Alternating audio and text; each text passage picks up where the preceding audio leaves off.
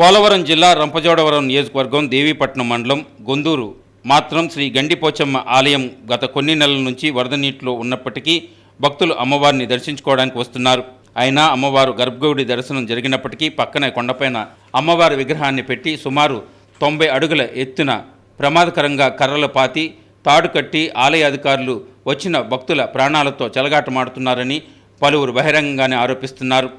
మరోవైపు గోదావరి నది ఒడ్డున భద్రత లేని స్నానాలు చేయడంతో అనేక ప్రమాదాలు జరిగే అవకాశాలు కూడా పొంచి ఉన్నాయని కొందరు అభిప్రాయం వ్యక్తం చేస్తున్నారు. ఆలయ ఎగ్జిక్యూటివ్ అధికారి లక్ష్మీకుమార్ అమ్మవారి టెంపుల్ దగ్గర లేకుండా ప్రతి ఆది మంగళవారాలు కనీసం కనిపించడం లేదని అంటున్నారు. దీనిపై సంబంధిత శాఖ అధికారులు చర్యలు తీసుకోవాలని పలువురు భక్తులు కోరుచున్నారు.